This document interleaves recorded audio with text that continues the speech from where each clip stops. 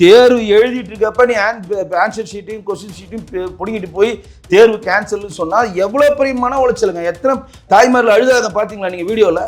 அரசாங்க வேலை செய்யலாம் நேரு செலக்ட் பண்ண அந்த இடைநிலை பொறியாளர்களும் தூய்மை பணியாளர்களும் மற்றவர்களுக்கும் அந்த அரசாங்க வேலை செய்யாமல் இருக்கலாம். எந்திர கோளாறு வந்துக்கணும்ல, அப்போ எந்திர கோளாறு ஏன் வரல? இப்போ மட்டும் ஏன் வருது?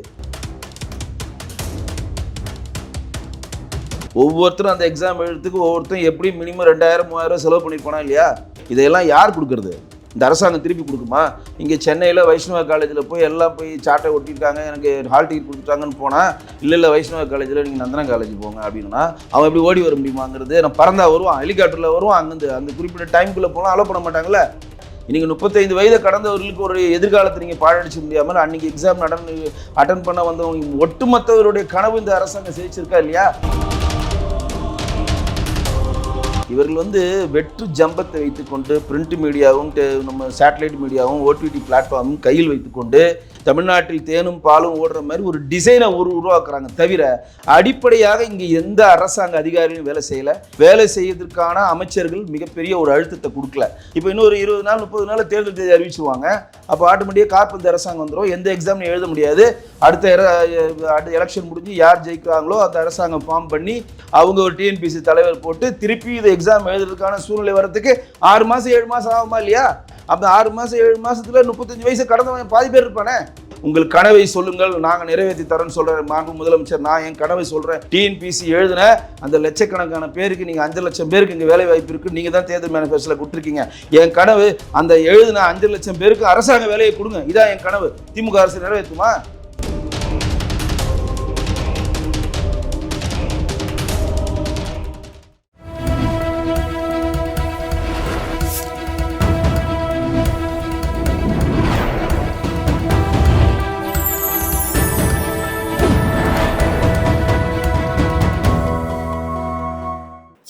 நேயர்களுக்கு வணக்கம். இன்று நம்முடன் நேர்காணலில் இருப்பது அரசியல் விமர்சகர் வெங்கடேசன் அவர்கள். சார் வணக்கம். சார் வணக்கம். சார், வரலாற்றிலே முதல் முறையா குரூப் 2 எக்ஸாம் கேன்சல் பண்ணியிருக்காங்க. இதை பற்றி நீங்கள் என்ன நினைக்கிறீங்க? இது நினைக்கிறதுக்கெலாம் ஒரு பெரிய விஷயம் கிடையாதுங்க. திமுக அரசினுடைய அரசாங்கம் எந்திரம் செயலிழந்து விட்டது. திமுக பொதுவெளியில் தான் அல்வா கொடுத்துருந்தாங்க அப்படின்னு பார்த்தா இன்றைக்கி எக்ஸாம் நடக்கிறதுக்கும் அல்வா கொடுத்துட்ருக்காங்க. அதுதான் எல்லாருமே சொல்லிகிட்டு இருக்காங்க. ஏன்னா இது நாள் வரையும் சுதந்திரம் அடைஞ்ச காலத்துலேருந்து டிஎன்பிசி எக்ஸாம் நடத்தி அது எழுதி ஒரு 10 நிமிஷம் எழுதி பேப்பர் ஷீட், அதாவது கொஸ்டின் பேப்பரை எடுத்துகிட்டு போயிட்டு எக்ஸாம் கேன்சல் ஆயிடுச்சுன்னு சொன்ன முதல் வரலாறு திமுக அரசாங்கத்தில் தான் ஃபஸ்ட்டு நடந்திருக்கு. எவ்வளோ பெரிய மன உளைச்சல் அங்கே இருக்கக்கூடிய இளைஞர்களுக்கு ஏற்பட்டுருக்குன்னு இந்த திமுக அரசு மெத்தத்தனமாக பார்த்து கடந்து போகிறாங்க. நாங்கள் டிஎன்பிசி தலைவரை மாற்றிட்டோம், வேறு ஆளை கொண்டு வந்துட்டோம்னு சொல்லி ஒற்றை சொல்லில் கடந்து போகிறாங்க. பல கோடி இளைஞர்களுடைய வாழ்வாதாரம் பாதிக்கப்பட்டிருக்கு. பல லட்சம் இளைஞர்களோட எதிர்கால கனவு சிதைக்கப்பட்டிருக்கிறது. மிகப்பெரிய மன உளைச்சலுக்கு அவங்க ஆளாக்கியிருக்காங்க. இப்போ நீங்கள் ஒரு ஊரில் மதுரையில் சென்டர் போட்டு மதுரையில் ஒருத்தவங்க வச்சிருப்பாங்க, அவங்களுக்கு கேட்டு நீங்கள் திருநெல்வேலியில் சென்டர் போட்டிங்கன்னா ஒரு பெண்ணாக இருக்கவங்க எழுத போகிறப்ப கூட ஒரு துணையை கூட்டிகிட்டு போய் நாளே அங்கே போய் தங்கி அந்த சென்டரை பார்த்துட்டு அங்கே ஒரு ஹோட்டல் எடுத்து தங்கி படிச்சுட்டு விடிய காலம் நம்ம எப்படின்னா சென்டரில் போய் எக்ஸாம் எழுதணும்னு ஒரு ப்ரிப்ளான்டாக இருக்கிறப்ப அவங்களுக்கான பொருளாதார செலவு, அலைச்சல், சாப்பாடு செலவு, போக்குவரத்து செலவு இதையெல்லாம் யார் கொடுக்குறது? இந்த அரசாங்கம் திருப்பி கொடுக்குமா? ஒவ்வொருத்தரும் அந்த எக்ஸாம் எழுதுறதுக்கு ஒவ்வொருத்தரும் எப்படி மினிமம் 2000-3000 செலவு பண்ணியிருப்பானா இல்லையா? இப்போ மதுரையில் இருக்கவங்க விருதுநகரில் எழுதுனா முதல் நாளே விருதுநகருக்கு போகணும், அந்த ஸ்கூலை கண்டுபிடிக்கணும், அந்த காலேஜை கண்டுபிடிக்கணும். இப்படி 9 மணிக்கு போகிறப்ப நமக்கு டைம் முன்ன பின்ன ஆனால் உள்ளே அலோவ் பண்ண மாட்டாங்கனால அந்த காலேஜ் பக்கத்தில் ஸ்கூல் பக்கத்தில் ஒரு ரூம் எடுத்து தங்குவாங்க. அங்கே அப்பா பொண்ணு இருந்து நைட்டு ஃபுல்லாக தங்கி படித்து காலகட்டத்தில் எழுந்திரிச்சு குளிச்சு பிடிச்சி அடித்து பிடிச்சி எக்ஸாம் எழுதினா நீங்கள் எக்ஸாம் எழுத தேவையில்ல, போயிட்டு வாமா எக்ஸாம் கேன்சல் சொன்னால் அவங்க மனநிலை எப்படி இருக்கும்? எவ்வளோ பெரிய மன உளைச்சல், எவ்வளோ பெரிய அலைச்சல், பொருளாதார இது 35 வயதை கடந்தவங்களா இருந்தால் இனிமேல் இப்போ எக்ஸாம் எழுத முடியாது. நீங்கள் அரசாங்க பணிக்கு சேரணும்னா அவங்களுக்கு வயது நிர்ணயம் பண்ணியிருக்கீங்களா 35 வயது. இன்றைக்கி லட்சக்கணக்கான பேர் அந்த எக்ஸாம் எழுதியிருக்காங்க. அதில் ஒரு 10,000 பேர் 35 வயது கடந்த 8ஆம் தேதியே கடந்துட்டாங்கன்னா அடுத்த எக்ஸாம் எழுத முடியாதுல்ல, அவன் லைஃபே போயிடுச்சுல. அவன் இந்த எக்ஸாமை எழுதி எப்படியாவது ஒரு கவர்மெண்ட் வேலை வாங்கி தன் குடும்பத்தை மேலே நடத்தணும்னு நினைக்கிறவனுடைய கனவு இந்த திமுக அரசாங்கம் சிதைச்சிச்சா இல்லையா? நீங்கள் டிஎன்பிசி எக்ஸாமில் குரூப் 1ல் ஒரு முக்கியமான ஒரு எக்ஸாம் எழுதுறதுக்கே அரசு இயந்திரத்தில் டெக்னிக்கல் இஷ்யூன்னு சொல்லி நீங்கள் கடந்து போகிறீங்க. இன்னும் ஒரே வாரத்தில் கடந்து போகிறாங்க. டெக்னிக்கல் இஷ்யூ ஆகிடுச்சு. அது எப்படி டெக்னிக்கல் இஷ்யூ ஆகும்? அவங்களுக்கு ஆல் டிக்கெட் இஷ்யூ பண்ணுறீங்க, சென்டர் அலோகேட் பண்ணுறீங்க, அந்த ஆல் டிக்கெட்டில் எந்த சென்டர் ரெடி பண்ணுறீங்களோ அந்த சென்டரில் சார்ட்டை ஒட்டுறீங்க. எக்ஸாமுக்கு அலோவ் பண்ணுறீங்க. இங்கே சென்னையில் வைஷ்ணவ காலேஜில் போய் எல்லாம் போய் சாட்டை ஒட்டியிருக்காங்க, எனக்கு ஹால் டிக்கெட் கொடுத்துட்டாங்கன்னு போனால், இல்லை வைஷ்ணவ காலேஜில் நீங்கள் நந்தனா காலேஜ் போங்க அப்படின்னா அவன் எப்படி ஓடி வர முடியுமாங்கிறது. நான் பறந்தா வருவான், ஹெலிகாப்டரில் வருவான், அங்கேருந்து அந்த குறிப்பிட்ட டைமுக்குள்ளே போனால் அலோவ் பண்ண மாட்டாங்கல்ல. எவ்வளோ டென்ஷன் உங்களுக்கு யோசிப்பார். நீங்கள் ஒரு எக்ஸாம் எழுதுறீங்க, நீங்கள் எல்லாம் ப்ரிப்ளாண்டாக எல்லாத்தையும் ரெடி பண்ணிட்டீங்க, நைட்டு ஒரு ஹோட்டல் எடுத்து தங்கிட்டு நல்லா படிச்சுட்டு காலைல 9 மணிக்கு எக்ஸாமுக்கு போகிறீங்க. உள்ளே போய் ஹாலில் போயிட்டு நான் எக்ஸாம் எழுதுன்னு ஹால் டிக்கெட் காட்டுறப்ப இங்கே இல்லைங்கம்மா அவனுக்கு ஹால் டிக்கெட்டு, நீ அங்கே போமா நந்தனன்னு சொன்னால், இங்கேருந்து அங்கே போகிறதுக்குள்ளே உங்கள் மனநிலை எப்படி இருக்கும்? எவ்வளோ பெரிய மன உளைச்சலுங்க. இன்றைக்கி 35 வயதை கடந்தவர்களுக்கு ஒரு எதிர்காலத்தை நீங்கள் பாழடிச்சு முடியாமல் அன்றைக்கி எக்ஸாம் அட்டன் பண்ண வந்தவங்க ஒட்டுமொத்தவருடைய கனவு இந்த அரசாங்கம் ஜெயிச்சிருக்கா இல்லையா? இது நாள் வரையும் எங்கே நடந்திருக்கா? இது நாள் வரையும் நான் சுதந்திரம் பெற்ற காலத்துலேருந்து எப்பயாவது இந்த மாதிரி விஷயம் நடந்திருக்கா? நடக்கலை. ஏன்னா இங்கே வெளியில் வெற்றி சவுடாவில் விட்டுக்கிட்டு நாங்கள் இந்தியாவிலே முதன்மை மாநிலம், திராவிடன் மாடலு, உலக நாடுகளோடு நாங்கள் ஒப்பிடுறோம். துப்புக்கட்ட அரசாங்கம், ஒரு தேர்வு நடக்க துப்பு இல்லாத இந்த அரசாங்கம் உலக நாடுகளை ஒப்பிடுறோம். எங்கள் நிர்வாகத்திறனை பார்த்து உலக நாடுகளே ஆச்சரியப்படுது. எங்களுக்கு போட்டி மகாராஷ்டிரா கிடையாது, எங்களுக்கு போட்டி உத்தரப்பிரதேசம் கிடையாது, எங்களுக்கு போட்டி ஐரோப்பிய நாடுகள், எங்களுக்கு போட்டிக்கு அமெரிக்க நாடுகள் வாய்க்கிழியே பேசுகிறானே. ஒரு எக்ஸாம் டிஎன்பிசி தமிழ்நாடு தேர்தல் ஆணையத்தினுடைய ஒரு சாதாரண பரீட்சையை ஒழுங்காக வைக்க துப்பு இல்லாத இந்த அரசு வெற்று தம்பட்டை அடிச்சுட்டு வெளியே குத்துது. தேர்தல் மேனிஃபெஸ்டோவில் 2021 5.5 லட்சம் பேர் தமிழக அரசாங்கத்தின் பணிகளை நாங்கள் நிரப்புவோம் சொன்னீங்களா இல்லையா? நாங்கள் கேட்டோமா? தேர்தல் மேனிஃபெஸ்டோ கனிமொழிட்டு போய் நம்ம கேட்டோமா? 5.5 லட்சம் பேர் வேக்கண்ட் இருக்கு, நீங்கள் நிரப்புங்கன்னு கேட்டோமா? வாலண்டியா வம்பியா நீ தானே வண்டியில் ஏறி மேனிஃபெஸ்டோ கொடுக்குற. 5.5 லட்சம் பேரில் இன்றைக்கி எத்தனை பேர் வேலை கொடுத்துருக்காங்க? 20,000லேருந்து 30,000 பேர் தான் வேலை கொடுத்துருக்காங்க. இதை விட கொடுமையான விஷயம் என்னென்னா, 2021லேருந்து 25 வரையும் இந்த இடைப்பட்ட காலத்தில் தமிழக அரசுலேருந்து 50,000 பேர் ரிட்டையர்மெண்ட் ஆகிருக்கான். 50,000 பேர் ரிட்டையர் ஆகிருக்கான். அந்த 50,000 பேருக்கு நீங்கள் ஒரு 50,000 வேலை கொடுத்தீங்கன்னா கூட கிடையாது. இது எவ்வளோ பெரிய கொடுமை பாருங்கள். ஒரு ஆஃபீஸில் ஒருத்தர் வேலை செஞ்சுருக்கான், அவன் ரிட்டையர் ஆகிட்டான். அப்போ அந்த ஆஃபீஸில் இன்னொருத்தருக்கு வேலை கொடுக்கணும்ல, அப்போ தானே அந்த பணியை அவன் செய்ய முடியும். இப்போ என்ன பண்ணுறான்? 4 பேர் வேலை செஞ்ச ஒரு ஆஃபீஸில் ஒருத்தர் ரிட்டையர் ஆகி வெளியே போகிறான். அப்போ அந்த ரிட்டையர் ஆனவனுக்கான அந்த பணியை கொடுக்காம அவனை ஃபில் பண்ணாமல் அந்த 4 பேரே சேர்த்து 5,000 வேலையும் பார்க்க சொல்கிறான். தேர்தல் மேனிஃபெஸ்டோவில் கொடுத்த 5 லட்சம் வேலை வாய்ப்பை நீங்கள் உருவாக்கலை, யாருக்கும் கொடுக்கல. இன்றைக்கி வரையும் 5 லட்சம் வேலை வாய்ப்பு வேக்கண்ட்டாக தமிழக அரசு இருக்குது, அது துண்டாக இருக்குது. ஆனால் ரிட்டையர் ஆன 50,000 பேரைனாச்சும் நீங்கள் ஃபில் பண்ணிங்கன்னா வெறும் 20,000 ஃபில் பண்ணி 30,000 பேரை ஃபில்அப் பண்ணல. இதில் வெற்று தம்பட்டம். ஜாக்டோஜி அமைப்பு ஒரு பாராட்டு விழவா, அதையே மானங்கட்ட போய் வெக்கங்கட்டு போய் நம்மளை முதலமைச்சர் போய் கலந்துக்கிட்டு இது எல்லாருக்கான அரசாங்கம், அரசு ஊழியருக்கான அரசாங்கம் சொல்லிக்கிட்டே இருக்காரு. இந்த பக்கம் ஜாக்டோஜியோ போராட்டத்திலேருந்து ஒருத்தர் பிரிஞ்சவன் போராட்டம் பண்ணிட்டு இருக்கான். சத்துணவு புலையான அங்கிட்டு போராட்டம் பண்ணுறான், இங்கிட்டு மாற்றுத்திறனாளி பண்ணுறான், இங்கிட்டு தொகுப்பு ஆசிரியர்கள் 181 நெத்தியில் எழுதி வச்சுட்டு பண்ணுறான், தூய்மை பணியாளர் பண்ணுறாங்க. ஒட்டுமொத்த தமிழ்நாட்டில் இருக்கக்கூடிய அனைத்து அரசு பணியாளருடைய சங்கங்களும் போராட்ட களத்தில் இருக்குது. ஆனால் ஜாக்டோஜியோன்னு ஒரு அமைப்பு போய் போராட்டத்தில் முடிச்சிட்டாங்க, எங்களுக்கு புதிய ஓய்வு திட்டத்துக்கு பதில் பழைய ஓய்வு திட்டம் போய் கொடுத்துட்டாங்கன்னு இவங்களா சொல்கிறானுங்க. அது தேசிய ஓய்வு திட்டம், மோடி ஒரு திட்டத்தை காப்பி அடிச்சு இவங்க பண்ணுறாங்க, அது இம்ப்ளிமெண்ட் ஆகலை. அதுக்குள்ளேயே ஒரு பாராட்டு விழா. இவர்கள் வெற்று ஜம்பத்தை வைத்துக்கொண்டு பிரிண்ட் மீடியாவும் நம்ம சேட்டலைட் மீடியாவும் ஓடிடி பிளாட்ஃபார்மும் கையில் வைத்துக்கொண்டு எல்லா தனியார் வெப்சைட்டுகளையும் விலை கொடுத்து வாங்கி தமிழ்நாட்டில் தேனும் பாலும் ஓடுற மாதிரி ஒரு டிசைனை உருவாக்குறாங்க. தவிர அடிப்படையாக இங்கே எந்த அரசாங்க அதிகாரிகளும் வேலை செய்யலை. எந்த அரசாங்க அதிகாரிகளும் வேலை செய்யறதுக்கான அமைச்சர்கள் மிகப்பெரிய ஒரு அழுத்தத்தை கொடுக்கல. அரசாங்க அதிகாரி ஒழுங்காக வேலை செஞ்சிருந்தானா இன்றைக்கி திருப்பரங்குன்றத்தில் அவ்வளோ பெரிய பிரச்சனை வந்திருக்காது. இன்னைக்கு போய் மாண்புமிகு நீதியரசர் சுவாமிநாதன் காலில் மன்னித்து கொள்ளுங்கள் போய் லெட்டர் எழுதி கொடுத்தது யாரு? அங்கே இருக்கக்கூடிய கலெக்டர் பிரவீன்குமார், அங்கே இருக்கக்கூடிய எஸ்பி, துணை எஸ்பி, இது அறநிலைத்துறை ஆணையர், இந்த 4 பேர் 5 பேர் எழுதி போட்டு எங்களை வடக்குலேருந்து விடுவிச்சிருங்க, எங்களால் முடியல, நாங்கள் மன்னிப்பு கேட்குறோம். நிபந்தனையற்ற மன்னிப்பு தமிழக அரசு கேட்டதா இல்லையா? மானங்கட்டது தமிழக அரசு கேட்டுச்சா இல்லையா? அப்போ கூட எல்லாரையும் மன்னிச்சாலும் கலெக்டர் அவர் அடுத்த ஹியரிங் ஆஜராகணும்னு சொல்லிட்டார். 144 நீங்கள் இம்ப்ளிமெண்ட் பண்ணலன்னு சொல்லிட்டார். அப்போ அங்கே இருக்கக்கூடிய அரசாங்க எந்திரத்தை சேர்ந்த அந்த அறநிலைத்துறை ஆணையர் ஒழுங்காக தன் பணியை செஞ்சிருந்தாருன்னா இந்த கேஸ் போய் மன்னிப்பு கேட்க வேண்டிய தேவையில்லையா? நீ கோவிலை பாதுகாப்பதற்காக உனக்கு பணம் கொடுத்து, உனக்கு பொலேரோ கார் கொடுத்து 1 லட்ச ரூபா சம்பளம் கொடுத்து உன்னை வச்சிருந்தா, நீ போய் அந்த தீபத்தூணை என்ன சொல்ற? தீபத்தூண் எனக்கு சொந்தம் இல்லை, தர்காவுக்கு சொந்தம் தார வாக்குற. எப்படி பாருங்க, எப்படி இருக்காங்க நம்ம அரசாங்க அதிகாரிகள், எப்படி இருக்காங்க?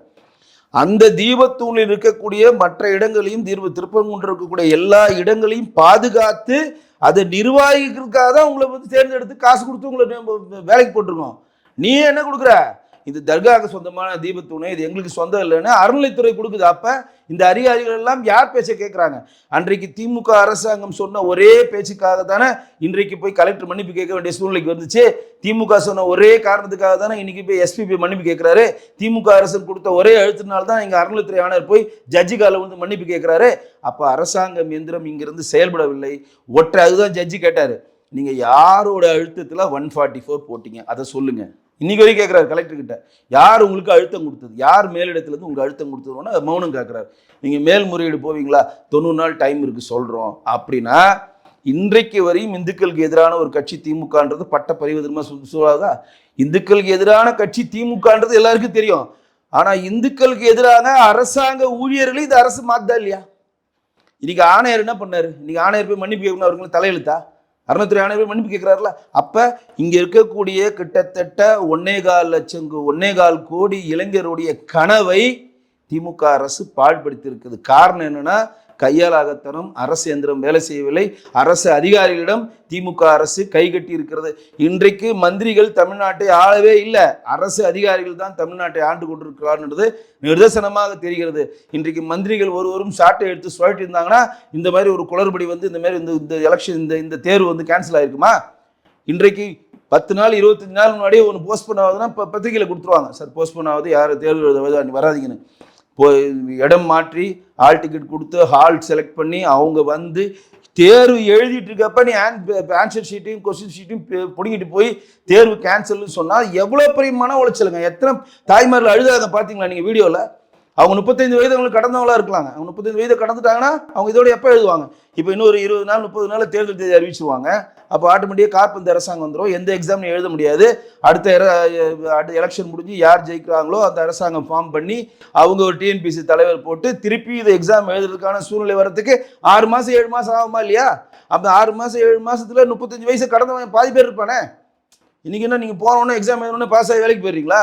எத்தனை பாடி அட்டன் பண்ணணும் தெரியுமா? அதை இன்றைக்கு பல இளைஞர்களுடைய கனவை சிதைத்து சும்மா வெற்றுப்போக்கான ஒரு வெற்று கூச்சலை இட்டு உங்கள் கனவை சொல்லுங்கள், நாங்கள் நிறைவேற்றி தரோன்னு சொல்கிறேன் மாண்பு முதலமைச்சர். நான் என் கனவை சொல்கிறேன். டிஎன்பிசி எழுதின அந்த லட்சக்கணக்கான பேருக்கு நீங்கள் 5 லட்சம் பேருக்கு இங்கே வேலை வாய்ப்பு இருக்குது, நீங்கள் தான் தேர்தல் மேனிஃபெஸ்டோவில் கொடுத்துருக்கீங்க. என் கனவு அந்த எழுதின 5 லட்சம் பேருக்கு அரசாங்க வேலையை கொடுங்க, இதான் என் கனவு. திமுக அரசு நிறைவேற்றுமா? சும்மா வாய் சவுடாலில் வடை சுட்டு கொண்டிருக்கிறார் நம்மளுக்கு முதல்வர்.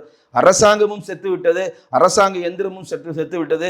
அரசாங்கம் எந்திரத்தை வேலை வாங்குற அதிகாரிகளும் மந்திரிகள் பேச்சை கேட்டு மெத்தத்தனமாக செயல்படுகிறார்கள். எங்கள் மந்திரிகளுக்கு வேலை வாங்கக்கூடிய அந்த கெத்து இல்லைன்றது தான் பட்ட பரிவதமான உண்மை. சொல்லும் போதே சொல்றீங்க இயந்திர கோளாறு தான் இதுக்கு காரணம் அப்படின்னு சொல்லுங்க. இயந்திர கோளாறு அப்படின்றது வந்து எதர்ச்சியா நடக்கிற ஒரு விஷயம் தானே. அதுக்கும் இந்த கட்சியை சம்பந்தம் பத்தி பேசுறதுக்கான காரணம் என்ன? இல்ல யார் நடத்துறாங்க? இந்த அரசாங்கத்தினுடைய தலைவர் யாரு? மாண்புமிகு முதலமைச்சர் திரு மு க ஸ்டாலின் தான் திமுகவுடைய பொதுச் செயலராக இருந்தாலும் அவர் தான் தமிழக அரசினுடைய தலைவருங்க. அவர் கீழே இருக்கக்கூடிய அதிகாரிகள் தான். இன்னைக்கு வந்து இந்த தேர்வு ஆணையத்தில் முறைப்படி தேர்தல் நடக்கலைன்னா நாங்கள் அரசாங்கத்தை தான் கேள்வி கேட்போம். அது வந்து இயந்திர கோளாறா, இல்லை இவங்களை எதிர்த்து இன்னொரு கோளாறு பண்ணானுங்களா, இல்லை வேணுமே பண்ணானுங்களா, இல்லை யாரும் தேர்வு நடத்தக்கூடாது. அது இன்னொரு குறிப்பிட்டு சொல்லக்கூடிய ஒரு செய்தி என்னன்னா, டிஎன்பிசி எக்ஸாம் எழுதுறவங்களுக்கு மட்டும் இயந்திர கோளாறு வருது. ஆனால் மாண்புமிகு குடிநீர் மட்டும் வடிகால் அமைச்சர்களுடைய KN நேரு செலக்ட் பண்ணுற அந்த 2500 பணியிடங்களுக்கு மட்டும் இயந்திர கோளாறு வரல. ஏன் வரல? அண்ணா யூனிவர்சிட்டி தானே எக்ஸாம் நடத்ததா சொல்லிங்க, நேர்காணல் அவங்க தான் நடத்ததா சொல்கிறீங்க. இன்றைக்கி 880 கோடி ரூபா ஊழல் நடந்திருக்கு நம்ம முன்வைக்கிறோம்ல. இன்றைக்கி கேஸ் நடந்திருக்கு. இன்றைக்கி தமிழக அரசு அனுமதி தராமல் இடி உள்ளே போக முடியல. அந்த 888 கோடி அதுக்கப்புறம் வந்து கணைகள் கட்டுறது, பராமரிக்கிறது, பாத்ரூம் கட்டுறது இதுன்னு சொல்லிட்டு அது தனியாக 350 கோடி டிரான்ஸ்ஃபர் பண்ணுறோம், அது தனியாக 1000 கோடின்னு கிட்டத்தட்ட 2500 கோடி ஊழல் இப்போ சொல்லியிருக்காங்க. யார்? அமலாக்கத்துறை கிட்டத்தட்ட 500 பக்கம் கொண்ட கட்டை வந்து தமிழக அரசு DGP கிட்ட கொடுத்துட்டாங்க. நீங்கள் பர்மிஷன் கொடுங்க, நாங்கள் உள்ளே வந்து இடி விசாரிக்கிறோன்னு. அந்த எக்ஸாம் மட்டும் எப்படி கரெக்டாக நடக்குது? கரெக்டாக நடந்தா இல்லையா? 2550 பேருக்கு வேலை வாய்ப்பு கொடுத்தாங்களா இல்லையா? யாருன்னா மறுத்தாங்களா? அந்த எக்ஸாம் கரெக்டாக நடக்குது, கரெக்டாக நேர்முக தேர்வு நடக்குது, கரெக்டாக மக்கள் வராங்க, கரெக்டாக எழுதுறாங்க. ஏனால் ஒவ்வொரு வேலைக்கும் 35 லட்சம் ரூபாய் லஞ்ச பணம் வாங்கியிருந்ததாக இன்னைக்கு சொல்லப்படுகிறது. அதை தான் இடி விசாரிக்கணும்னு சொல்கிறாங்க. அப்போ அரசாங்க எந்திரம் பணம் வருதுன்னு கரெக்டாக செலக்ட் ஆகுதா? அப்போ இங்கே எக்ஸாம் எழுத வந்தவனுங்களாம் பணம் கொடுக்காம வர்றதுனால இழிச்சவாயத்தனால அரசாங்க எந்திரம் வேலை செய்யலையா? அரசாங்க எந்திர வேலை செய்யலாம். KN நேரு செலக்ட் பண்ண அந்த இடைநிலை பொறியாளர்களும் தூய்மை பணியாளர்களும் மற்றவர்களுக்கும் அந்த அரசாங்க வேலை செய்யாமல் இருக்கலாம். எந்திர கோளாறு வந்துருக்கணும்ல. அப்போ எந்திர கோளாறு ஏன் வரல? இப்போ மட்டும் ஏன் வருது? அப்போ பணம் வாங்கி கொண்டு இங்கே இருக்கக்கூடிய அரசாங்க பணிகளை ஃபில் பண்ணிங்கன்னா எந்திர கோளாறு வராது. ஜென்ரலான ஒரு தேர்வை நடத்தினால் எந்திர கோளாறு வரும். சார் இப்போ 5.5 லட்சம் பேருக்கு வந்து அரசு பணியிடங்கள்ல வந்து வேலை வாய்ப்பு தரதா வந்து கனிமொழி அவர்கள் வாக்குறுதி கொடுத்துருக்காங்க. ஆனா இப்போ வரைக்கும் பாத்தீங்கன்னா வெறும் 10,000 பேர்களுக்கு மட்டும்தான் அந்த இடத்துல வந்து கொடுத்துருக்காங்க. 3.5 லட்சம் இளைஞர்கள் இன்னும் வேலை வாய்ப்புக்காக ரோட்ல இறங்கி போராடிக்கிட்டு இருக்காங்க. எக்ஸாம் எழுத வந்தோம், நீங்க சொல்லும் போது தான் நானும் பார்த்தேன், நியூஸ்ல பார்த்தேன்னா எக்ஸாம் எழுத வந்தோம் நாங்க, ஆனா இங்க வந்து எக்ஸாமுக்காக வந்த எங்களை நீதிக்காக ரோட்ல கேட்டு போராட வைக்கிறாங்களே அப்படின்னு சொல்லிட்டு ஒருத்தவங்க வந்து கதறி ஒரு ஆக்ரோஷமான ஒரு அவங்க கோவத்தை வந்து வெளிப்படுத்துறாங்க. இதை பத்தி நீங்க என்ன நினைக்கிறீங்க? இல்லை, நீ இந்த அரசாங்கத்துக்கிட்ட எதுவும் அமைதியாக பெற முடியாது. இந்த அரசாங்கத்திட்ட போராடி தான் பெற வேணுன்ற ஒரு கட்டாயத்தை இந்த அரசாங்கம் மெத்தத்தன போக்கில் ஏற்படுத்தியிருக்கு. இப்போ வந்து நம்ம வந்து ஒரு செய்தியாக அதை கடந்து போகிறோம். எக்ஸாம் வர வச்சாங்க, எக்ஸாம் எழுத வந்தாங்க, எந்திர கோளாறுனால டெக்னிக்கல் இஷ்யூ, அதனால் வந்து எக்ஸாம் கேன்சல் ஆகிடுச்சு, நம்ம கடந்து போயிட்டோம், நம்ம அடுத்த பிரச்சனைக்கு போயிட்டோம். ஆனால் அந்த எக்ஸாம் எழுத வந்த அந்த 35 வயதுக்கு உட்பட்ட அந்த இளைஞர்களுடைய கனவு மிகப்பெரிய வைத்தறிச்சல். ஒவ்வொருத்தர் என்னவோ நினச்சிருப்பான், இந்த இதை எழுதுகிறோம், அடுத்த வாட்டி நமக்கு வேலை கிடச்சிடும், நம்ம குடும்பத்தை மேன்மை எடுத்துடலாம்னு நினச்சிருப்பான். ஒருத்தன் வந்து நம்ம எப்படியாவது இந்த அரசாங்கத்தை 4 வாட்டி எழுதுறோம், இதான் கடைசி அட்டன் பண்ணி இதை எழுதி பாஸ் பண்ணிட்டு போகணும், என்னென்ன எல்லோருடைய கனவுங்க.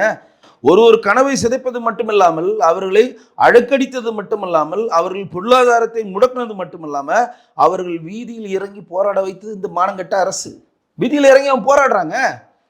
இன்றைக்கி ஒரு எக்ஸாம், இப்போ நான் வந்து தமிழக அரசுக்கு நேரடியாக கேட்குறேன், யார் எக்ஸாம் எழுத வந்தானோ அவன் வந்து ரூம் எடுத்து தங்கியிருந்தாலோ, போக்குவரத்து செலவோ, சாப்பாடு செலவோ எவ்வளோ வருதோ அந்த செலவை தமிழக அரசு ஏன் வரி போகணும்? திமுக அறக்கட்டையிலிருந்து கொடுக்கணும். நான் கோரிக்கை வைக்கிறேன். அடுத்த முறை அவன் எக்ஸாம் எழுத வரப்ப, ஹால் டிக்கெட் வரப்ப திமுக அறக்கட்டையிலிருந்து அந்த டிஎன்பிசி சம்மந்தமான டிபார்ட்மெண்ட் ஃபண்டில் இருந்தோ இல்லை இந்த டிஎன்பிசி தலைவருடைய சொந்த நிதியில் இருந்தோ அடுத்த முறை அவன் தேர்வு எழுத வருவான்ல 6 மாதம் கழிச்சு, அப்போ அவனுக்கு அவன் எவ்வளோ செலவு பண்ணானோ அந்த செலவை கொடுக்க முடியுமா அந்த அரசாங்கத்தை? கோரிக்கை வைக்கிறேங்க. நீங்கள் நல்லதாக கெடுத்த எக்ஸாம் எழுத வந்து 3000 ரூபா செலவு பண்ணிட்டு வந்தோன்னா 3000 ரூபா லாஸ் தானேங்க அவனுக்கு. நீங்கள் 3000 ரூபா இருந்தால் எவ்வளோ பெரிய அவன் குடும்பத்துக்கு உதவியாக இருக்கும். அடுத்த முறை அவன் எக்ஸாம் எழுதுறப்ப மறுபடியும் 3000 செலவு பண்ணல. நீங்கள் உங்கள் ஊரில் வந்து திருநெல்வேலியில் உங்கள் வீடு இருந்தால் திருநெல்வேலி பக்கத்தில் நீங்கள் சென்டர் போடுவீங்க. திருநெல்வேலியில் இருந்தால் எங்கே தூக்கி போடுவீங்க? மதுரையில் தானே போடுவீங்க, அருப்புக்கோட்டையில் தானே போடுவீங்க, ஸ்ரீவில்லிபுத்தூர் தானே மாற்றி போடுவீங்க. ஏன்னா பக்கத்தில் இருந்து அவன் தெரிஞ்ச ஆள் வந்து காப்பீடிக்க விட்டுருவான் தானே போடுவீங்க. அப்போ இங்கேருந்து அவன் போகிறது போக்குவரத்து செலவு, இங்கேருந்து அவன் போகிறப்ப சாப்பிட்ற செலவு, அங்கே எடுத்து ரூமில் தங்குற செலவு, கூட போட்டிருக்க கூட யாரை துணை கூட்டு போகிறான் அவன் செலவு, அங்கேருந்து அந்த சென்டருக்கு போகிற போக்குவரத்து செலவு, இதெல்லாம் யாருங்க கொடுக்குறது? திமுக அறக்கட்டையிலேருந்து கொடுக்கணும். நம்மளோட வரி பணத்தை கொடுக்கக்கூடாது. நான் இப்பயே சொல்கிறேன். ஏன்னா திமுக அரசாங்கத்தின் மெத்தத்தன போக்கில் தான் இந்த குளறுபடி நடந்திருக்கிறது. திமுக அறக்கட்டையிலேருந்து கொடுக்கணும். அந்த டிஎன்பிசி தலைவருடைய வீட்டையும் காட்டையும் விற்று அந்த காசை அவங்களுக்கு கொடுங்க. அடுத்த முறை அவங்க தேர்தல் வரப்பையும் திமுக தன்னுடைய அறக்கட்டளையோ முரசொலி அறக்கட்டளையிலேருந்து கொடுக்க சொல்லுங்கள். அப்படி கொடுத்தா தான் நாங்கள் அவங்களுக்கு திருப்தி அடைவாங்க. இல்லாட்டி ஒரு முறை 3000 இழந்துட்டாங்க, திருப்பி அடுத்த வருஷம் எழுதுறப்ப 3000 செலவு பண்ணிட்டு வரணும்ல. அதெல்லாம் யார் பணம்? இன்னைக்கு 100 ரூபா ஒரு பணங்க. இன்னைக்கு சாதாரண ஒரு சாமானியன் 5 அட்டெம்ப்ட் எடுத்து 6ஆவதுல எப்படின்னா டிஎன்பிசி எக்ஸாம் எழுதி நம்ம ஒரு வேலைக்கு போயிட மாட்டானு கனவோடு வந்து எழுதுறவனை வீதிக்கு இறங்கி போராட வைக்கிறீங்களா? அவன் படிச்சது மனசுல நிற்குமா?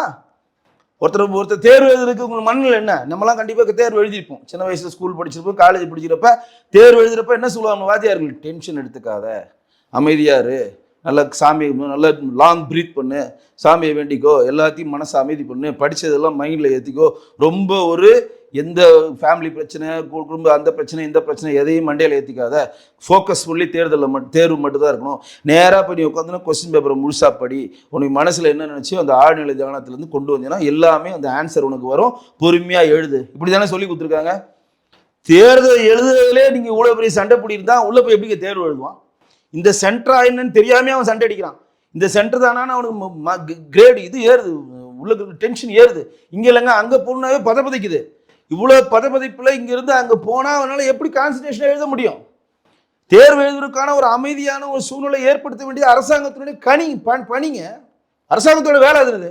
ஒருத்தர் தேர்தல் எழுதுனா ஃபுட்பால் விளாட வரான், இல்லை கிரிக்கெட் விளாட வரானா? உள்ளே வந்துட்டு ஃபுட்பால் நம்ம ஃபுல் வெறியில் காமிட்டு பாலத்துக்கு அடித்து கோல் அடிப்பனா வரான்? தேர்வு எழுத வராங்க. ஒட்டுமொத்தமாக அவன் வாழ்நாள் ஃபுல்லாக படித்ததெல்லாம் மண்டையில் ஏற்றி அதை கொட்ட வராங்க. அதை நீ இவ்வளோ குளறுபடி பண்ணி மன உளைச்சல் பண்ணால் அவன் எப்படி எழுதுவான்? இதெல்லாம் அந்த அரசாங்கம் சிந்திக்காதா? அப்போ தேர்வு எழுத விடவனுக்கு மன உளைச்சல் பண்ணது மட்டுமல்லாமல் வீதியில் இறங்கி போராடிய திமுக அரசாங்கம் இதற்கு உடனடியாக இந்த தேர்வை எங்களால் நடத்த முடியலன்னு சொல்லி மாண்புமிகு முதலமைச்சர் திரு மு.க. ஸ்டாலின் ராஜினாமா பண்ணுங்க. ஒரு நிர்வாக சீர்கட்டை என்னால் செயல்படுத்த முடியல, ராஜினாமா பண்ணுறேன்னு சொல்லுங்க, வரவேற்கிறேன். அப்படி இல்லைன்னா அந்த தேர்வு ஆணையத்தினுடைய தலைவருடைய சொத்துக்களை விற்று இவர்களுக்கு நஷ்டஈடு கொடுக்கும். இதில் நமக்கு நேரடியாக கோரிக்கை வைக்கிறோம். அவரால் கொடுக்க முடியலன்னா திமுக அறக்கட்டளையோ நம்ம முரசொலி அறக்கட்டளையிலேருந்து பணத்தை எடுத்து அவங்களுக்கு கொடுங்க. சார் தமிழ்நாடு இப்போ சுற்றி சுற்றி பார்க்கும்போது எங்கே பார்க்கும்போதும் தமிழ்நாடு வந்து போராட்ட களமாக மாறிட்டு இருக்கு. ஒரு பக்கம் பார்த்தீங்கன்னா செவிலியர் போராட்டம், இன்னொரு பக்கம் பார்த்தீங்கன்னா தூய்மை பணியாளர் போராட்டம், இன்னொரு பக்கம் பார்த்தீங்கன்னா ஆசிரியர் போராட்டம், இப்போ இந்த வந்து எக்ஸாம் எழுத டிஎன்பிசிஎஸ் எக்ஸாம் எழுத வந்தவங்க போராட்டம், இது மாதிரி மாறி மாறி ஒரு போராட்ட களமாக தமிழ்நாடு வந்து மாறிக்கிட்டு இருக்கு. இந்த நிலைமை எப்படியே நீடிக்குமா? கண்டிப்பாக நீடிக்கும். ஏன்னா நீங்கள் அரசாங்கத்தில் போராட்ட களத்தை இவங்க ஏன் 5 வருஷம் நியராக 5 வருஷம் முடிகிற தருவாய் எடுக்கிறாங்கன்னா, இந்த வாய்ப்பையும் விட்டுட்டு அவங்களால அவங்க வந்து போராட்டத்தை கைவிட்டு தான் ஆகணும். ஏன் அந்த வாய்ப்பு இன்னும் இன்னைக்கு டாஸ்மாக் பணியாளர்களை நிரந்தர பணியாளராக்கணும்னு நீங்கள் மேனிஃபெஸ்டோவில் கொடுத்துருக்கீங்க. அவன் இறங்கி போராடுறான், எங்களை நிரந்தரமாக்குங்கன்றான். டாக்டர் இறங்கி போராடுறான், எங்களுக்கு இந்தியாவிலே கம்மியான சம்பளம் வாங்குறது நாங்கள் தான் வாங்குறோம், எங்களுக்கு ஊதிய ஒரு தரவை நீங்கள் கொரோனா பீரியடில் சொன்னீங்க நிறைவேற்றலன்னு போராடுறான். செவிலியர் இறங்கி போராடுறாங்க. அப்புறம் வந்து சத்துணவு பணியாளர்கள் போராடுறாங்க. அப்புறம் வேற யார் இவங்க நம்ம இவங்க தொகுப்பு ஆசிரியர்கள் அவங்க இறங்கி போராடுறாங்க. இப்படி எல்லாமே இப்போ மாண்பு முதலமைச்சரை பற்றி ஒரு செய்தி மேலே பேப்பரில் பார்த்தீங்கன்னா கீழே பாக்ஸாக யார் யார் போராடுறாங்கன்னு செய்தித்தாளில் பாருங்கள். சத்துணவு பணியாளர்கள், மாற்றுத்திறனாளிகள், டாஸ்மார்க்கு, தொகுப்பு ஆசிரியர்கள், ஜாக்டோஜியோ, இன்னொரு அமைப்பு ஜாக்டோஜியோ அமைப்பு ஒன்று பாராட்டு விழா பண்ணுது, இன்னொரு அமைப்பு போராடுது. இவ்வளவும் போராட்டத்தை வச்சுட்டு மேலே சொல்கிறாரு நாங்கள் வந்து உலக நாடுகளோட போட்டி போகிறோன்றது காமெடியின் உச்சம். தமிழ்நாடே போராட்ட கலங்க. இன்னைக்கு இருக்கக்கூடிய காவல் நிலையில் இருக்கக்கூடிய ஒரு காவல்துறை அதிகாரிகள் கூட நீங்கள் ஸ்டேஷனில் பார்க்க முடியாது தெரியுமா? எந்த காவல்துறை அதிகாரியுமே ஸ்டேஷன் இல்லை. என்ன காரணம்னா காவல்துறை அதிகாரிகள் அனைவருமே போராட்ட களத்தில் இருக்கக்கூடிய போராட்டக்காரர்களை அடக்குவதற்கும் ஒடுக்குவதற்கும் அவர்களை சென்னையை சுற்றி காட்டுறானுங்க. அப்படியே 2 பஸ் வருது, 4 பஸ் வருது, எல்லாரும் ஏற்றுறானுங்க. அப்படியே ஒரு ரவுண்ட் அடிச்சு கிளம்பாத்தில் போய் இறக்கி விட்டு அப்படியே போயிடுறானுங்க. அவனுங்க அங்கேயே போராட்டம் பண்ணுறானுங்க, மறுபடியும் அந்த பஸ்ஸில் ஏற்றுறானுங்க, மறுபடியும் பீச்சிலேருந்து ஒரு ரவுண்ட் அடிச்சு ஒரு இடத்துல இறக்கி விடுறது. இதான் வேலையா? இது என்ன மாதிரி இது? எனக்கு புரியல. அரசாங்கம் கூப்பிட்டு பேசணும், அவருக்கான தீர்வு கொடுக்கணும். எந்த தீர்வும் கொடுக்கல. காலங்காலத்தில் துப்புரவு பணியாளர்களுக்கு சாப்பாடு கொடுக்குறோன்னு குப்பை வண்டியில் அனுப்புறீங்க, குப்பை வண்டியில் ஏற்றி துப்புரவு பணியாளர் போக சொல்கிறீங்க. இதெல்லாம் என்னங்க? அதிகாரம் திமிருங்க. அவன் எந்த குப்பை வண்டி ஓடுறா இருந்தாலும் சாஃப்ட்வேரில் இருந்தாலும் அவன் ஒரு மனிதன்ற ஒரு கட்டமைப்புக்குள்ளே இந்த அரசாங்கம் ஏன் வர மறுக்குது? அப்போ சுற்றி போராட்டங்களும், சுற்றி கஞ்சா புழக்கம், சுற்றி இன்னைக்கு தான் ஒத்துக்கிட்டாரு நம்ம மா சுப்பிரமணியன். தமிழ்நாட்டில் வந்து கஞ்சா வந்து வளர்க்குறது இல்லைங்க, ஆந்திராவில் வந்து கடத்தி வரப்படுறது, இங்கே விற்கப்படுது, இன்னைக்கு தான் ஒத்துக்கிட்டாரு. யார்? மாண்புமிகு சுகாதாரத்துறை அமைச்சர் மாசு. இது வரையும் அவர் சொன்னதே இல்லை, இன்னைக்கு சொல்லியிருக்காரு. சுற்றி கஞ்சா புழக்கம், வயது இல்லாமல் போய் வெட்டுறான், சம்மந்தம் இல்லாமல் தகராறு பண்ணுறான், சம்மந்தம் இல்லாமல் மாணவர்கள் குண்டு போடுறாங்க. முந்தானத்து ஒரு பொண்ணு 14 வயசு பொண்ணு கஞ்சா நாள் வித்துட்டு அரெஸ்ட் ஆகி அசால்ட்டாக சொல்லுது. பள்ளி படுக்கிற ஒரு பெண் மாணவி சொல்கிறா கஞ்சா விற்கிறத பற்றி. நான் இவ்வளோ நாள் கஞ்சா தாங்க விற்றுருந்தேன், இப்போ நான் வித்துட்டு தான் இருக்கிறேன், எனக்கு ஒன்றும் பிரச்சனை இல்லைங்க, எனக்கு அது வருமானம் வருதுன்னு. பள்ளிக்கூட வளாகத்திலேயே திருநெல்வேலி போன்ற மற்ற மாவட்டத்தில் சின்ன பொம்பளை பசங்க குடிக்குதுங்க. அதை வீடியோ எடுத்து ரீல்ஸ் போடுதுங்க. தடுக்க முடியல இந்த மானங்கட்ட அரசாங்கத்தில். கஞ்சா செடி ஒருத்தன் வந்து வளர்த்துட்டு இருக்கான், அது தடுக்க முடியல. எவ்வளோ விஷயங்களுக்கு அரசாங்கம் முரண்பாடாக நடந்துட்டு இருக்குது நீங்கள் தெரியுதா இல்லையா? இது ஈஸியாக கடந்து போகிறீங்களே. வடநாட்டு பையன் ஒருத்தன் மாட்டானா, ஒருத்தர் ரீல்ஸ் எடுக்கிறான், அவனை வெட்டுறான், அவனுக்கு கொண்டு போய் சிறார் பள்ளியில் சேர்த்துட்டு எங்கள் வேலை முடிஞ்சிச்சுன்றீங்க. அப்போ ஒவ்வொரு குற்றத்துக்கும் இந்த அரசாங்கம் வாய்க்கரிசி போட தான் வருகிறது தவிர வருமுன் காத்து இந்த மக்களை வந்து காப்பாற்றணுன்றது வரல. ஆமாங்க, டிஎன்பிசி தேர்வு வச்சோம், ஃபெயிலியர் ஆகிடுச்சு, டெக்னிக்கல் இஷ்யூ, எழுத முடியல, நாங்கள் அவனை சஸ்பெண்ட் பண்ணோம், முடிஞ்சிச்சு. எங்கள் வேலை எழுத முடியல, நாங்கள் என்ன பண்ணுறது, அந்த தலைவரை சஸ்பெண்ட் பண்ணோம், அதோடு முடிச்சிட்டாங்க. அவன் வந்து கஞ்சா குடிக்க வந்தான், கஞ்சா குடித்தான், வெட்டினவனும் நாங்கள் சிகிச்சை பண்ணி அவனை வந்து ஒடிசாக்க அனுப்பிச்சிட்டோம், எங்கள் வேலை முடிஞ்சிருச்சு. இது அரசாங்கமா? அவன் வெட்டப்படக்கூடாது, தேர்வு முறையாக நடைபெற வேணும், வருமுன் காக்கிறது தாங்க இந்த அரசாங்கம் தேர்ந்தெடுத்திருக்கோம். முடிஞ்சுட்டு அதுக்கு நடவடிக்கை எடுக்கிறதுக்காக நீங்கள் இருக்கிறீங்க. 48 65 பேர் செத்தான் கலாச்சாரத்தில், குடிச்சிட்டான், செத்துட்டான், 10 லட்சம் கொடுத்து முடிஞ்சிருச்சு. அவங்க குடிச்சிட்டாங்க, செத்துட்டாங்க, முடிச்சுட்டு. குடிக்காமல் இருப்பதுக்கு அந்த அரசாங்கத்தை தேர்ந்தெடுக்கிறோம். அது இந்த அரசாங்கம் பண்ணுவதே கிடையாது. இந்த அரசாங்கம் தமிழ்நாட்டில் இருக்கக்கூடிய 8 கோடி மக்களுக்கு வாய்க்கரிசி போடுவதற்கு தான் தயாராக இருக்குது தவிர நம்மளை ஒரு பிரச்சனையிலேருந்து வருமுன் காத்து நம்மளை காக்கணுன்ற எந்த பொறுப்புணர்ச்சியும் இந்த அரசாங்கத்தில் கிடையாது. சார், இப்போ நீங்க வந்து தமிழ்நாடு அரசு மேலையும் திமுக மேலையும் இவ்வளோ வந்து குற்றங்களை வந்து முன்வைக்கிறீங்க. ஆனா ஸ்டாலின் அவர்கள் ஒவ்வொரு மேடை ஏறும்போதோ தமிழ்நாடு தான் சூப்பர் ஸ்டார் மாநிலம் அப்படின்ற ஒரு கருத்து சொல்றாரு. அப்படின்ற ஒரு சூப்பர் ஸ்டார் எல்லா மாநிலத்துக்கும் முன்னுதாரணமா தமிழ்நாடு இருக்கு அப்படின்னு சொல்றாரு. இதை பத்தி என்ன நினைக்கிறீங்க? தமிழ்நாடு எதுல சூப்பர் ஸ்டார்னு சொல்றாருன்னு எனக்கு புரியல.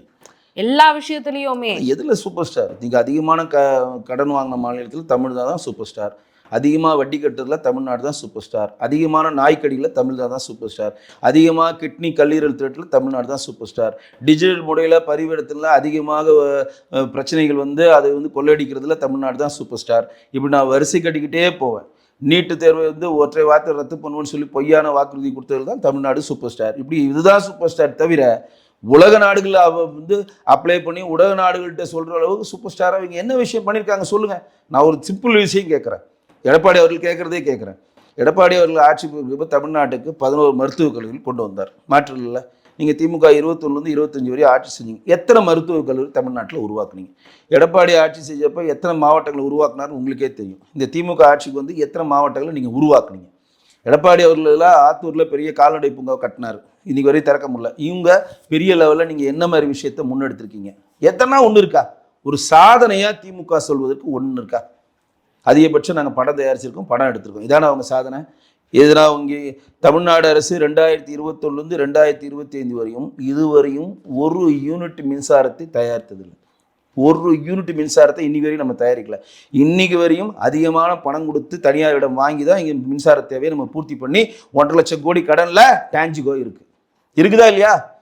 எல்லா போக்குவரத்து தொழிலாளர்களுக்கான பணையப்படி, பஞ்சப்படி, ரிட்டைர்மெண்ட், கிராஜுவேட்டி, பென்ஷனு இதெல்லாம் இன்னும் கொடுக்க முடியாமல் தமிழக அரசு கடனில் திக்கி தவிக்கிறது. கரெக்டா இல்லையா? அப்போ நீங்கள் சாதனை செஞ்சீங்க, நீங்கள் மாறுதட்டீங்க, ஒன்றுமே புரியல. இன்னைக்கு அதிகமான கடன் நீங்கள் தான் வாங்குறீங்க, அது இலவசமாக கொடுத்து எங்களை மடைமாற்று பண்ணுறீங்க.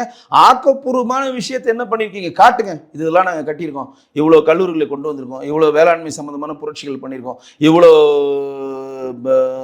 ட்ரெயின் ப்ராசஸ் கொண்டு இருக்கோம். இன்னைக்கு கூட ட்ரெயின் சொல்கிறாங்க 4000 ஹெக்டேர் நாங்கள் நிலம் கேட்டால் 1000 ஹெக்டேர் நிலத்தை தராங்க. எப்படி நிறைவேற்ற முடியும்? 1000 கோடி ரூபா நிலத்தை எடுப்பதற்கு முன்பணமும் நாங்கள் செலுத்திட்டோம், ஆனால் தமிழக அரசு நிலத்தை எங்களுக்கு வந்து மீட்டு தரல அப்படின்னு அஸ்வினி வைஷ்ணவ் சொல்கிறாரா இல்லையா? அதுக்கு என்ன பதில் இருக்கா இவங்கள்ட்ட? 10ஆம் போக நிதி வரல, நிதியே கொடுத்தாச்சு, நீங்கள் நிலத்தை கையப்படுத்தல, அதான உங்கள் வேலை. அப்போ இங்கே இருக்கக்கூடிய ஒவ்வொரு ப்ராசஸையும் நீங்கள் நேரடியாக எனக்கு காட்டுறேன். உங்கள் செய்தி விளம்பரத்துறை ஒன்று வச்சுருக்கீங்களா? காட்டுங்க. உலக முதலீட்டு மாநாடு நடத்தி நான் லண்டன் போயிட்டு, துபாய் போயிட்டு, ஜப்பான் போயிட்டு, இந்த நாடுகள்லாம் போயிட்டு நான் இவ்வளோ வெளிநாட்டு முதலீடை கொண்டு வந்திருக்கேன், இவ்வளோ தொழிற்சாலையை திறந்திருக்கேன். நீங்கள் என்ன சொல்கிறீங்க? 10லேருந்து 12 லட்சம் கோடி முதலீடு கொண்டு வந்துட்டோம், 30 லட்சம் பேர் வேலை வாய்ப்பு கொடுத்துட்டோன்னு சொல்கிறீங்களே. 30 லட்சம் பேர் வேலை வாய்ப்பு கொடுத்தீங்கன்னா ராணிப்பேட்டையில் ஒரு செருப்பு தைக்கிற ஒரு கம்பெனியில் 5 பேர் தேவையான இடத்துல எதுக்கு 1000 பேர் கூடி நிற்கிறான்? 5 பேர் தான் அவன் தேவைன்னு போடுறான், 50 பேர் தான் தேவைன்னு போடுறான். இந்த 50 பேர் வேலைக்கு 1500லேருந்து 2000 பேர் நிற்கிறாங்க. ஏன் நிற்கிறான்? கேள்வி வரும்ல. அப்போ நீங்கள் வேலை வாய்ப்பு உருவாக்கிட்டோன்னு பெட்டு ஜம்பத்தை பண்ணுறீங்க தவிர கடை நிலையத்தில் இல்லை. 30 லட்சம் பேர் வேலை வாய்ப்பு கொடுத்தோன்னா காட்டும். உங்கள் செய்தி விளம்பரத்துறை வச்சுருக்கீங்களா? நீங்களாம் சின்ன பிள்ளைகள் இருக்கப்போ படம் பார்க்குற பதிலாக ஃபிலிம் டிவிஷன் காட்டுவாங்களா? குலாம்பூர் கிராமம், இந்த கிராமத்தில் அப்படின்னு காட்டுவாங்க, பார்த்துருக்கீங்களா? அந்த மாதிரி தமிழக அரசு ஃபிலிம் டிவிஷன் நம்ம தமிழக செய்தித்துறை விளம்பரத்துறையில் இந்த தொழிற்சாலை திமுக அரசு கொண்டு வந்திருக்கு, இந்த மருத்துவக் கல்லூரி இங்கே திறந்திருக்கு, இங்கே இந்த கட்டமைப்பை ஏற்படுத்தியிருக்கு, இங்கே வந்து போக்குவரத்தை சீர் பண்ணிருக்கு, இத்தனை பாலங்கள் கட்டப்பட்டிருக்கு, இத்தனை இன்ஃப்ராஸ்ட்ரக்சரை உருவாக்கப்பட்டிருக்கு. காட்டுங்க. அதானுங்க வளர்ச்சி. சப்கா சாத் சப்கா விகாஸ் மோடி சொல்றாரு. அனைவரோடும் இணைந்து அனைவருக்கான வளர்ச்சி. எங்கே வளர்ந்தீங்க? திமுக அறக்கட்டளை மட்டும் வளருது, முரசொலி அறக்கட்டளை மட்டும் வருது, இவர் நம்ம ஆகாஷ் ஆதித்யா மட்டும் படம் எடுக்கிறார். சின்ன பையன் 26 வயசு பையன் பெரிய பட்ஜெட்டில் 4 படம் எடுக்கிறாரு. அதிசயமாக இருக்குது. உதயநிதி முக ஸ்டாலின் இருந்து உதயநிதிட்ட வந்து இன்னைக்கு இன்பநிதிட்ட ரெட் ஜெயின் போயிடுச்சு, அவர் தான் இன்னைக்கு படத்தை வெளியிடுறாரு. அது மட்டும் வளருது, மற்றதெல்லாம் வளர மாட்டேங்குது. கேள்வி வைப்போங்கள? காட்டுங்கன்றேன் நான், அந்த காட்டுங்க. செய்தி விளம்பரத்துக்குள்ள போட்டு காட்டுங்க. இந்த கம்பெனியை, இந்த தொழிற்சாலையை மாண்புக்கு முதலமைச்சர் திரு மு க ஸ்டாலின் திறந்து வச்சு இத்தனை பேருக்கு வேலை கொடுத்தாரு, காட்டுங்க. இந்த மருத்துவக் கல்லூரி, இத்தனை மருத்துவக் கல்லூரி மு க ஸ்டாலின் திறந்து வச்சு வேலை வாய்ப்பு கொடுத்துருக்காரு, படிக்க வச்சிருக்காரு, காட்டுங்க. எதனா ஒன்று காட்டுங்க. மத்திய அரசு காட்டும்.